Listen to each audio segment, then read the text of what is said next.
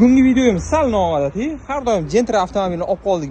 Malibu rul qo'yib beryapmiz deb video boshlasak, endi bunisida Gentra olib qoldik, lekin zavodskoy bar bilan zavodskoy rul qo'yib berishga olib qolganmiz. Sababi mashinalar sotilayotgan ekan.